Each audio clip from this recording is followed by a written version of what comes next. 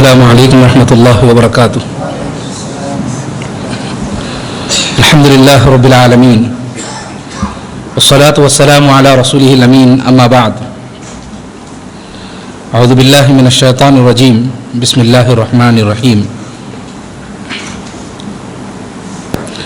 الف لام را تلک آیات الکتاب المبین انا انزلناه قرآنا عربیا لعلکم تعقلون. نحن نقص عليك احسن القصص بما اوحينا اليك هذا القرآن وان كنت من قبله لمن الغافلين. محترم حضرات و خواتین، الحمدللہ آج کی تراویح میں 13واں جز مکمل ہوا، جس میں سورہ یوسف مکمل ہوئی اور اس کے بعد سورہ رعد اور سورہ ابراہیم، یہ ساری سورتیں مکمل ہوئیں. سورہ یوسف، اس صورت کے تعلق سے اللہ رب العالمین نے یہاں پر فرمایا نحن نقص علیک احسن القصص، کہ بہترین قصہ، قصوں میں سب سے بہترین قصہ اور سب سے خوبصورت قصہ ہے یہ اللہ رب العالمین نے بیان فرمایا. اس واقعے کے تعلق سے، اس قصے کے تعلق سے تقریباً سبھی حضرات جانتے ہیں کہ واقعہ کیا ہے اور قصہ کیا ہے. مختصر طور پر میں بس اشارے کے طور پر اگر کہوں تو یوسف علیہ السلام نے بچپن میں خواب میں دیکھا کہ آپ کے سامنے فرمایا یا ابت انی رأیت 11 کوکبا، کہ ابا جان، انہوں نے اپنے والد یعقوب علیہ السلام سے کہا کہ ابا جان، میں نے 11 ستاروں کو اور سورج والشمس والقمر، سورج اور چاند کو دیکھا ہے. رأیتہم لی ساجدین، میں نے دیکھا کہ وہ میرے لیے سجدہ کر رہے ہیں. تو یہاں پر سجدے سے مراد عبادت والا سجدہ نہیں بلکہ سجدے تعظیمی، یعنی عزت والا اور احترام والا، تعظیم والا سجدہ. پچھلی امتوں میں جائز تھا لیکن اس امت میں اس کو بھی حرام قرار دیا گیا. تعظیم والا سجدہ، عزت والا سجدہ بھی اس امت کے لیے حرام قرار دیا گیا. چنانچہ جب انہوں نے اپنے باپ کے سامنے، یعقوب علیہ السلام کے سامنے پیش کیا تو یعقوب علیہ السلام نے کہا کہ آپ اپنے بھائیوں کو مت بتائیے ورنہ یہ کچھ چال چلیں گے. ہوا یہی کہ ان کے بھائیوں نے ایک مرتبہ اپنے والد سے کہا کہ آپ یوسف کو ہمارے ساتھ بھیجیے، ہم کچھ کھیل کود وغیرہ کے لیے لے جائیں گے. یعقوب علیہ السلام کو اندیشہ تھا کہ کچھ ہوگا، اور انہوں نے ایسے ہی کیا. یہ لوگ لے گئے اور لے جا کر ایک ایسے غیر آباد کنویں میں ڈال دیا جہاں سے لوگوں کا گزر بسر نہیں ہوتا ہے، اور اپنے والد سے جا کر کہا کہ بھیڑیے نے کھا لیا ہے. تو یعقوب علیہ السلام بہت روئے، یہاں تک کہ یعقوب علیہ السلام کی آنکھیں چلی گئی، یعنی نابینا ہو گئے. اس راستے سے گزرتے ہوئے کنویں کے پاس سے کچھ لوگ پانی لینے کے لیے آ گئے اور دیکھا کہ اندر ایک لڑکا ہے، تو انہوں نے اس کو اٹھا لیا اور لے جا کر مصر میں اس کو یا یوسف علیہ السلام کو جو ہے بیچ دیا. تو وہاں کے بادشاہ کے گھرانے والوں نے یوسف علیہ السلام کو خرید لیا، اور گھر میں ایک عورت تھی جو کہ اس گھر کی مالکہ تھی. جب یوسف علیہ السلام بڑے ہوئے، جوان ہوئے، خوبصورت ہوئے، تو اس عورت کو بدفعل یعنی زنا کی خواہش ہوئی. تو یوسف علیہ السلام نے انکار کیا، اور یوسف علیہ السلام کے سامنے یہ آپشن رکھا گیا کہ آپ بدکاری کرنا چاہیں گے یا جیل جانا چاہیں گے. یوسف علیہ السلام نے جیل جانے کو پسند کیا اور جیل چلے گئے. پھر اس کے بعد کسی طرح یوسف علیہ السلام جیل سے نکلے اور وقت کے بادشاہ بن گئے اس ملک کے. اور پھر جب بادشاہ بن گئے تو جن بھائیوں نے آپ کو ستایا تھا، 63 سالی کا زمانہ تھا، وہ سارے بھائی آپ کے سامنے آ گئے اور والد صاحب کو لے کر آ گئے، اور سبھی نے آ کر آپ کے سامنے، یوسف علیہ السلام کے سامنے سجدہ کیا. تو اس وقت یوسف علیہ السلام نے اپنے والد سے کہا کہ ابا جان، میں نے جو خواب میں دیکھا تھا آج وہ یہ ہو رہا ہے. تو یہ سجدہ تعظیمی تھا. یہ مختصر قصہ قرآن مجید یہاں پر پیش کرتا ہے. تفصیلات کے لیے آپ قرآن مجید کا ترجمہ پڑھیے اس سورت کو، یا پھر تفسیر وغیرہ بھی پڑھ سکتے ہیں. اب یہاں پر اس سورت سے یہ سورت قرآن مجید میں کیوں نازل ہوئی، کیوں اللہ رب العالمین نے اس سورت کو تفصیل سے پیش کیا؟ اس کی وجہ یہ ہے کہ آپ یوسف علیہ السلام کے واقعے کو پڑھیں گے اور نبی صلی اللہ علیہ وسلم کی سیرت کو پڑھیں گے تو دور کے اعتبار سے، ادوار کے اعتبار سے دونوں بالکل سیم ہیں. یوسف علیہ السلام کو ان کے بھائیوں نے، گھر والوں نے آپ کو بستی سے نکالا، کنویں میں ڈال دیا. تو یوسف علیہ السلام کو بستی سے نکال دیا. اللہ کے نبی صلی اللہ علیہ وسلم کو بھی آپ کے ہی خاندان والوں نے، آپ کی بستی والوں نے پریشان کیا اور بستی سے نکالا۔ یوسف علیہ السلام ہجرت کر کے گئے، نبی صلی اللہ علیہ وسلم بھی مکہ چھوڑ کر مدینہ گئے، اور وہاں پر جانے کے بعد یوسف علیہ السلام اس ملک کے بادشاہ بن گئے، اور اللہ کے نبی صلی اللہ علیہ وسلم کی بھی مدینے میں حکومت آ گئی۔ اور پھر اس کے بعد ایک وقت ایسا آیا کہ یوسف علیہ السلام کے سامنے جن بھائیوں نے چال بازی کی تھی وہی بھائیوں نے آ کر معافی مانگی، تو اللہ کے نبی صلی اللہ علیہ وسلم نے بھی مکے کو فتح کیا، اور سارے وہ لوگ جنہوں نے پریشان کیا تھا آپ کے گھر والے، وہ ان سب لوگوں نے آ کر معافی مانگی۔ تو یوسف علیہ السلام نے اس موقع پر کہا تھا جب ان کے بھائیوں نے معافی مانگی، لا تثریب علیکم اليوم، کہ آج تم پر کوئی گرفت نہیں، یغفر اللہ لکم، اللہ رب العالمین آپ کو معاف کرے گا، وہو ارحم الراحمین، وہ بڑا رحم کرنے والا ہے۔ تو اللہ کے نبی صلی اللہ علیہ وسلم کے سامنے آپ کے گھر والوں نے آ کر جب معافی مانگی مکہ میں جن لوگوں نے پریشان کیا تھا، تو اللہ کے نبی صلی اللہ علیہ وسلم نے فرمایا کہ میں بھی وہی بات کہوں گا جو میرے بھائی یوسف نے کہی تھی، لا تثریب علیکم اليوم، جاؤ آج تم پر کوئی گرفت نہیں، یغفر اللہ لکم، اللہ رب العالمین آپ کو معاف کرے گا، وہو ارحم الراحمین۔ تو چنانچہ آپ صلی اللہ علیہ وسلم کی سیرت سے نبی صلی اللہ علیہ وسلم کی زندگی، یوسف علیہ السلام کی زندگی ملتی جلتی ہے، اس لیے اللہ رب العالمین نے اس واقعے کو نقل کر کے مشرکین مکہ کو کہا کہ آپ لوگ یوسف علیہ السلام کے ساتھ دیکھیں ہیں کہ کیا کیا ہوا ہے، آخر میں چل کر کس کی جو کامیابی ہوئی، کن لوگوں نے آپ کے ساتھ کیا برا سلوک کیا، یہ سارا معاملہ اللہ رب العالمین نے پیش کیا۔ اس صورت سے ہم کو کیا درس ملتا ہے؟ ہم کو یہ درس ملتا ہے، سب سے پہلی بات تو یہ ہے کہ بھائیوں نے حسد کیا تھا، حسد کی وجہ سے کہ ہمارے والد یوسف کو بہت زیادہ چاہتے ہیں، اس لیے لے جا کر انہوں نے کنویں میں ڈال دیا۔ تو یہ جو حسد ہے، حسد بہت ہی بھیانک چیز ہے، اس حسد سے بچنا چاہیے، ورنہ یہ گھرانوں کو اور خاندانوں کو تباہ و برباد کرتا ہے۔ چنانچہ حسد سے بچنا چاہیے، یہ پہلا سبق ہمیں معلوم ہوتا ہے۔ اور دوسرا سبق یہ معلوم ہوتا ہے کہ یوسف علیہ السلام کے سامنے جب برائی کو پیش کیا گیا، کہا گیا کہ برائی کرو یا جیل کو جاؤ، تو یوسف علیہ السلام نے کیا کیا؟ برائی کو چھوڑ کر کے تکلیف کو برداشت کرنا پسند کر لیا، جیل کو جانا آپ نے پسند کر لیا، لیکن آپ زنا جیسے فحش سے بچنے کو پسند کیا اور جیل کو چلے گئے۔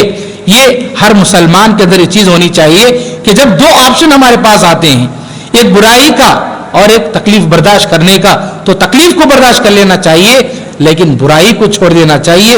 یہ درس ہمیں ملتا ہے۔ ایک اور درس یہ ملتا ہے کہ کسی بھی اجنبی عورت سے تنہائی میں ملاقات نہیں کرنی چاہیے، خصوصی طور پر جو لوگ کام کرتے ہیں جہاں پر عورتوں کے ساتھ اٹھنا بیٹھنا ہوتا ہے، آدمی پوری کوشش یہ کرے کہ میں تنہا کسی عورت کے ساتھ نہ بیٹھوں، تنہا کسی اجنبی عورت کے ساتھ نہ بات چیت کروں، اس کا مکمل خیال رکھنا چاہیے۔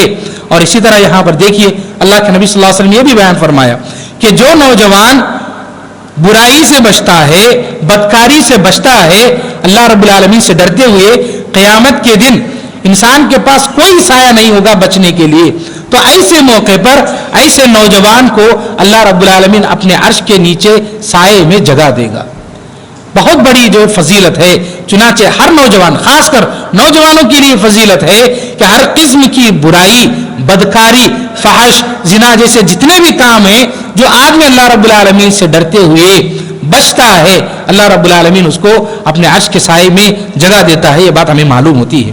اور اس کے علاوہ یہاں پر دیکھیے واقعے میں اللہ رب العالمین یہ بیان فرمایا وَلَقَدْ هَمَّتْ بِهِ، اس عورت نے برائی کا ارادہ کیا، وَهَمَّ بِهَا، اور اللہ نے یوسف علیہ السلام کے تعلق سے فرمایا کہ آپ کے دل میں بھی خیال آیا، لولا ان رأى برہان ربی، اگر اللہ رب العالمین کی وہاں پر دلیل نہ ہوتی، کذالک، تو پھر فرمایا کہ جو ہے ممکن تھا کہ برائی ہو جاتی۔ یعنی مفسرین نے اس سلسلے میں بہت ساری باتیں بتائیں۔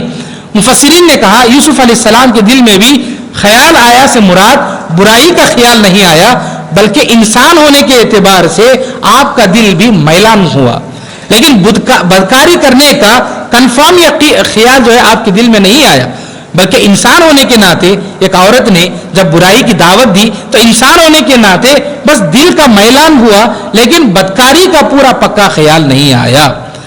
لیکن اللہ رب العالمین نے فرمایا کہ ہم نے یوسف کو بچایا، دلیل کے ذریعے. تو یہاں پر یہ بات ہمیں معلوم ہوتی ہے کہ اللہ رب العالمین سے ہمیشہ ہمیں پناہ مانگتے رہنا چاہیے کہ اللہ مجھے ہر وقت ہر موقع پر ہر قسم کے فتنے سے بچا لے, ہر قسم کے فتنے سے مجھے پناہ دے. ہر مسلمان کو دعا کرنا چاہیے تاکہ وہ ہر قسم کے گناہ سے اور معصیت سے بچ سکے. اور اسی طرح ایک اور بات یہ معلوم ہوتی ہے کہ جب آپ کو یوسف علیہ السلام کو اتنی تکلیفوں, پریشانیوں, مصیبتوں کے بعد آپ جب ایک ملک کے بادشاہ بن گئے تو یوسف علیہ السلام ان نعمتوں پر شکر ادا کرنے لگے. کیا شکر ادا کیے؟ رب قد آتیتنی من الملک وعلمتنی من تعویل الاحادیث, کہ میرے رب تو نے مجھے بادشاہت عطا کیا, وعلمتنی من تعویل الاحادیث, اور باتوں کی جو ہے تعویل عطا کی, یعنی کہ خواب وغیرہ کی تعبیر کرتے اور یہ ساری باتیں. اس پر اللہ رب العالمین کا شکر ادا کرتے ہوئے یوسف علیہ السلام نے دعا کی. تو ہم کو بھی چاہیے کہ ہر نعمت پر اللہ کا شکر ادا کرے. اس کی تفصیل سامنے آ رہی ہے. اور ایک بات یہ ہے کہ یوسف علیہ السلام نے اس موقع پر اچھی موت کے لیے دعا کی. کیا دعا کی؟ توفنی مسلما والحقنی بالصالحین, کہ اللہ تو مجھے اسلام کی حالت میں موت دے, والحقنی بالصالحین, اور مجھے نیک لوگوں کے ساتھ ملا دے. ہم میں سے ہر ایک مسلمان کو صرف نیک کام کرنا کافی نہیں ہے, بلکہ اچھی موت کے لیے دعا بھی کرنا ہے. اچھی موت بہت ہی ضروری ہے, کیونکہ اللہ کے نبی صلی اللہ علیہ وسلم نے فرمایا ایک آدمی ہوتا ہے زندگی بھر نیکیاں کرتا ہے, لیکن بالکل موت کے بالکل قریب کوئی ایسا گناہ کرتا ہے کہ گناہ پر اس کی موت ہو جاتی ہے. اور کوئی ایک آدمی ایسا ہوتا ہے زندگی بھر گناہ کرتا ہے, لیکن کوئی ایک ایسی نیکی وہ کرتا ہے کہ اسی نیکی پر اس کی موت آ جاتی ہے. یہ ہدایت کی بات ہوتی ہے. چنانچہ ہمیں اللہ رب العالمین سے دعائیں کرتے رہنا چاہیے کہ ہم اسلام کی حالت میں جو زندگی گزار رہے ہیں, دعائیں کرنا چاہیے کہ اللہ ہمیں موت تک بھی اسی حالت تک ہمیں باقی رکھ, اور ایمان کی حالت میں ہمیں باقی رکھ. یہ دعائیں کرتے رہنا چاہیے. اللہ کے نبی صلی اللہ علیہ وسلم نے دعا سکھائی, اللہم احیینی ما کانت الحیات خیرا لی. موت کی دعا اللہ رب العالمین سے نہیں کرنا ہے اللہ تو مجھے جلدی موت دے, ایسی کبھی دعا نہیں کرنا ہے, بلکہ دعا یہ کرنا ہے کہ اے اللہ تو جب مجھے موت دے تو اسلام کی حالت میں دے. اور ایک دعا اللہ کے نبی صلی اللہ علیہ وسلم نے سکھائی, اللہم احیینی ما کانت الحیات خیرا لی. اے اللہ تو مجھے زندگی دے جب تک زندگی میرے حق میں بہتر ہے, وتوفنی, اور مجھے موت دے اذا کانت الوفات خیرا لی, جب موت میرے حق میں بہتر ہے. اللہ کے نبی صلی اللہ علیہ وسلم نے اسی دعا سکھائی, تو اس دعا کو بھی پڑھتے رہنا چاہیے. اور اس طرح سے اللہ رب العالمین سے ہمیں دعائیں کرنا چاہیے کہ اللہ ہمیں بہترین اور اچھی موت نصیب فرما. اور اسی طرح اس واقعے سے ایک بات یہ معلوم ہوتی ہے کہ رشتوں میں آپس میں ایک دوسرے کے درمیان جھگڑے بات چیت ہوتی رہتی ہے, تو ایسے موقع پر ایک دوسرے کو معاف کر کے رشتوں کو جوڑنا چاہیے. آج کل کیا ہوتا ہے, چھوٹی چھوٹی بات پر رشتے توڑنے میں لوگ آگے بڑھ جاتے ہیں. رشتوں کو توڑنا, ایک دوسرے سے الگ ہونا, نفرتیں, دشمنیاں پیدا کرنا, ایسا نہیں ہونا چاہیے. بلکہ کوشش یہ ہونی چاہیے کہ ایک دوسرے کو معاف کر دیں. سامنے والے کی غلطی ہے, چلو معاف کر دیتے ہیں. اللہ کے نبی صلی اللہ علیہ وسلم نے بھی یہی کیا, یوسف علیہ السلام نے بھی یہی کیا. کتنی بڑی بڑی سازشیں ہوئی. یوسف علیہ السلام کو انہوں نے قتل کرنے کی کوشش کی, لیکن یوسف علیہ السلام نے کیا کیا؟ معاف کیا. تو ہم کو بھی یہی کرنا ہے. خاص کر گھر کے جو بڑے افراد ہوتے ہیں انہیں چاہیے کہ وہ صبر سے کام لیں, معافی سے کام لیں, ایک دوسرے کو معاف کر کے رشتوں کو جوڑنے کی کوشش کرنا چاہیے. یہ بات ہمیں معلوم ہوتی ہے. یہ سورہ یوسف کے تعلق سے کچھ باتیں تھیں. اس کے بعد کی جو سورت ہے سورۃ الرعد, اس سورت میں اللہ رب العالمین نے اپنا تعارف پیش کیا ہے. اللہ رب العالمین کا بہت ہی اچھا انٹروڈکشن اس سورت کے اندر ہے.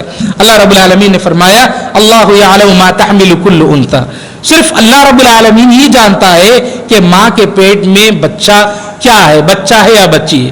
آج کل کی سائنس تو بہت بعد میں پتہ لگا لیتی ہے, ورنہ اللہ رب العالمین تو شروعات سے ہی جانتا ہے کہ پیٹ میں, ماں کے پیٹ میں بچہ ہے یا بچی, یہ سب اللہ رب العالمین ہی جانتا ہے. اور وہ بچہ یا بچی اس کی تقدیر کیا ہوگی یہ بھی اللہ رب العالمین ہی جانتا ہے کہ اس کا مستقبل کیسے ہونے والا ہے.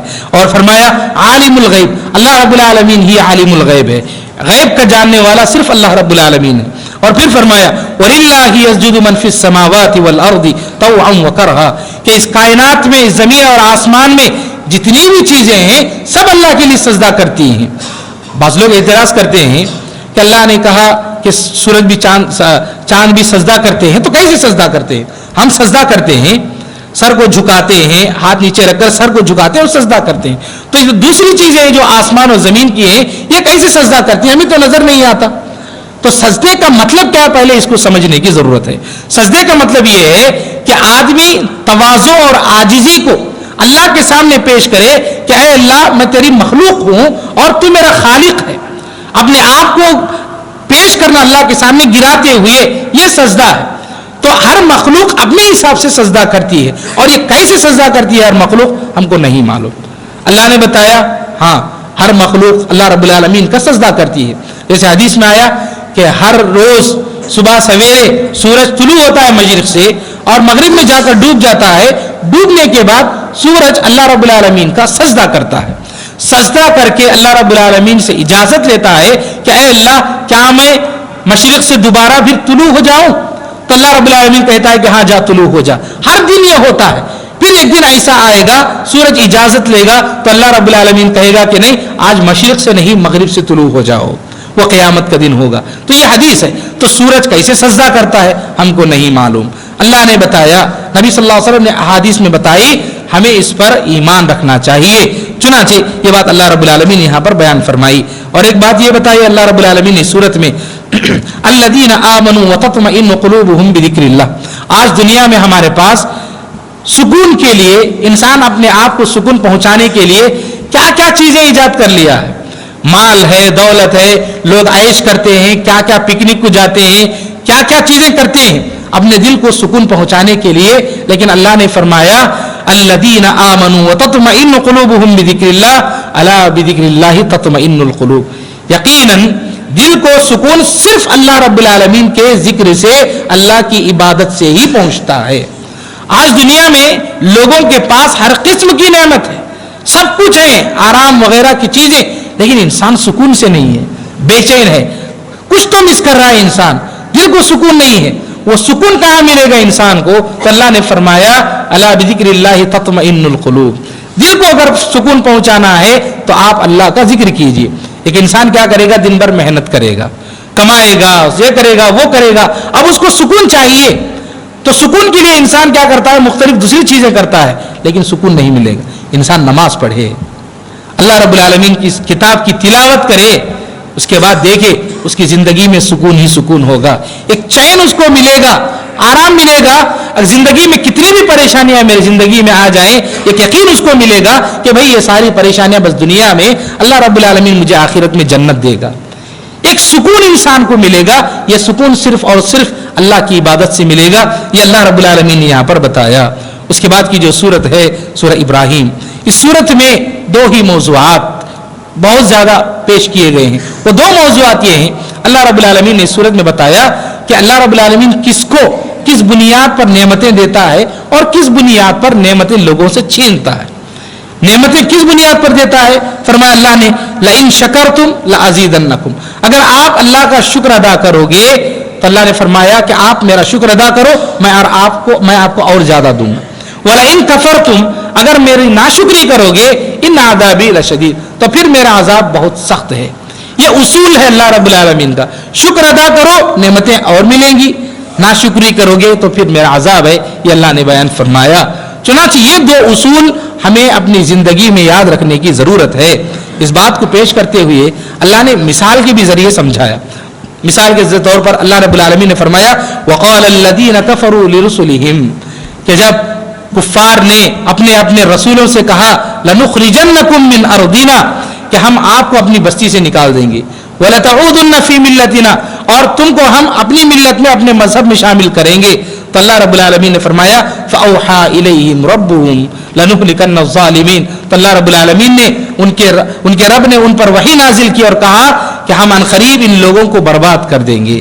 ناشکری کیا ان لوگوں نے، اللہ کی نعمتیں ملی تو ایسے موقع پر انہوں نے رسولوں کا انکار کیا تو اللہ رب العالمین نے برباد کیا. اور جن کو نعمتیں ملی اس کی بھی مثال دی. ابراہیم علیہ السلام کے واقعے کا تذکرہ فرمایا. ابراہیم علیہ السلام کو لوگوں نے کیا کیا؟ عراق میں نبی بنا کر بھیجے گئے تھے ابراہیم علیہ السلام. لوگوں نے عراق سے نکال دیا ابراہیم علیہ السلام کو. جب ابراہیم علیہ السلام اپنی بیوی ہاجرہ علیہ السلام اور ننھے بچے اسماعیل علیہ السلام کے ساتھ نکلے تھے، آپ کے پاس کچھ بھی نہیں تھا سوائے توحید کے. اللہ رب العالمین کو ماننے کے علاوہ آپ کے پاس کھانے پینے کی چیزیں کوئی چیز نہیں تھی, کوئی ساز و سامان نہیں تھا, اور ایسی بنجر زمین میں آئے تھے مکہ, کچھ بھی نہیں, بالکل ڈیزرٹ تھا. وہاں پر کھانے پینے کی چیزیں تو چھوڑیے, پانی بھی نہیں, کوئی چرندہ بھی نہیں, پرندہ بھی نہیں, گھاس بھی نہیں, کچھ بھی نہیں تھا.